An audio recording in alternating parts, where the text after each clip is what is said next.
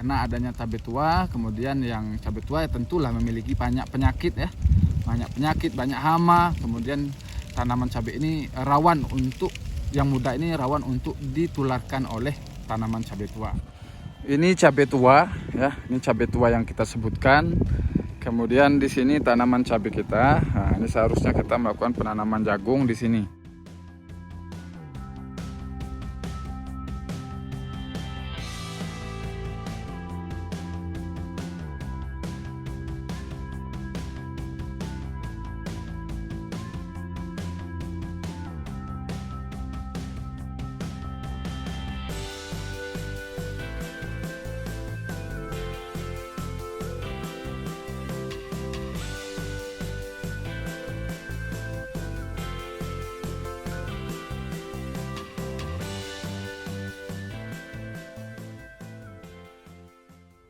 Assalamualaikum warahmatullahi wabarakatuh, kawan-kawan. Tak bosan-bosannya ketemu dengan saya di channelnya Lahan Pintar, dan saya juga tak bosan-bosannya menyampaikan beberapa hal yang menyangkut tentang proses bagaimana budidaya tanaman cabai ini.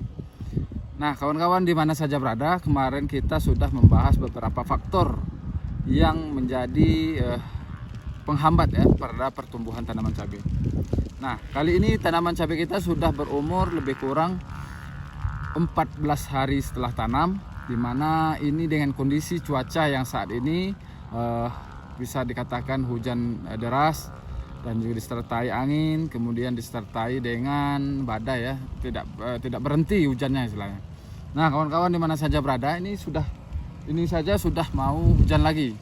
Nah, kita tetap pastikan kawan-kawan mendapatkan manfaat atau ilmu yang kita akan sampaikan di channelnya Lahan Pintar. Baik kawan-kawan di mana saja berada, kita sudah masuk di fase 14 hari setelah tanam. Fase 14 hari setelah tanam ini adalah fase kritis pada saat dia pindah tanam ke lahan atau ke bedengan yang sudah kita siapkan. Nah, seperti ini. Ini adalah dimana fase mulai perakarannya mulai menyebar, disertai dengan tunas yang akan muncul di bagian ketiak daun tanaman cabai. Tentu hal ini menjadi perhatian bagi kita bagaimana kita menggunakan nutrisi dan pupuk yang sangat tepat. Nah, untuk nutrisi yang kita bisa berikan pada fase ini agar tidak daun bawahnya itu membesar, kita bisa menggunakan beberapa unsur makro dan mikro, di mana dilengkapi unsur makro dan mikro ini ada di yang pertama itu kita bisa menggunakan campuran dari Smartgrow dan Vitoplex. Itu menjadi nutrisi andalan saya, di mana pada fase seperti ini tentu kita harus menguatkan imunisasi tanaman cabai. Itu yang pertama yang perlu kita perhatikan. Yang kedua, permasalahan yang terjadi pada saat dia pindah tanam kemudian daunnya mulai menyebar dan mulai menunas, itu biasanya terjadinya virus keriting atau Gemini virus. Gemini virus ini bisa disebabkan oleh adanya pertama lingkungan, seperti lingkungan yang terdapat tanaman cabai di sekitaran, yaitu ada tanaman cabai tua. Itu yang faktor yang kedua ya. Nah, hal ini tentu menjadi efek samping terhadap tanaman cabai ini, dia proses pertumbuhan.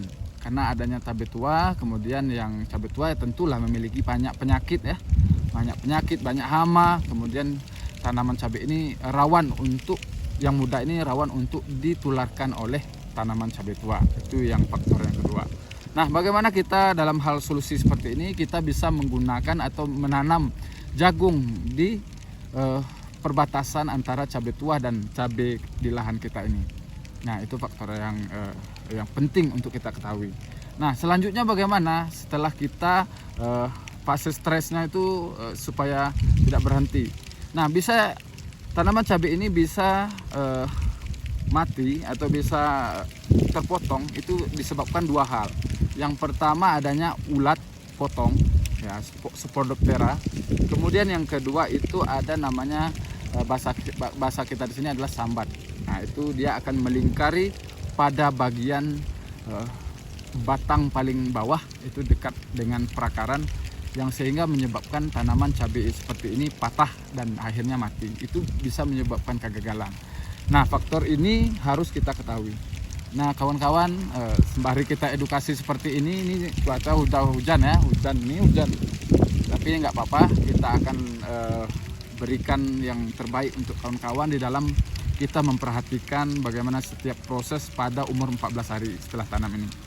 Bagaimana cara menanggulangi adanya tanaman pada bagian cabai di bawah melingkar, itu ada namanya Zibutok, Wisatok, dan terserah mereknya apa, yang penting kita taburkan di sekitaran bagian dari batang tanaman cabai. Jangan sampai terlalu dekat dengan batang, lebih dijarakkan lebih kurang 2 jengkal jari seperti ini ya. Jarak dari kita memberikan namanya Wisatok atau Zibutok seperti itu. Nah itu kawan-kawan. Untuk pengendalian ulat tanah ini juga bisa kita lakukan penyemprotan langsung di lubang tanam, atau bisa sembari kita melakukan penyemprotan pada tanaman cabai, bisa juga kita masukkan bahan aktif namanya sipermetrin. Seperti itu kawan-kawan. Nah hal-hal tersebut tentu menjadi kendala dan pedoman kita di dalam proses budidaya tanaman cabai pada fase awal. Namun kawan-kawan tidak perlu terlalu berusaha ya, atau istilahnya tidak usah terlalu panik dengan terjadinya seperti kondisi yang saya sebutkan. Bisa ditanggulangi dengan cara dan teknis yang sesuai yang sudah ada di lahan pintar, sehingga tanaman cabai kawan-kawan semuanya se-Indonesia akan lebih baik jika kita memperhatikan beberapa langkah di dalam fase 14 hari setelah tanam. Mungkin itu saja yang bisa kita bahas pada siang hari ini karena hari sudah hujan. Nah seperti biasa kita pulang dan nanti kita akan sampaikan ke kawan-kawan bagaimana langkah-langkah selanjutnya di dalam kita mengendalikan kendala yang ada di tanaman cabai. Assalamualaikum warahmatullahi wabarakatuh.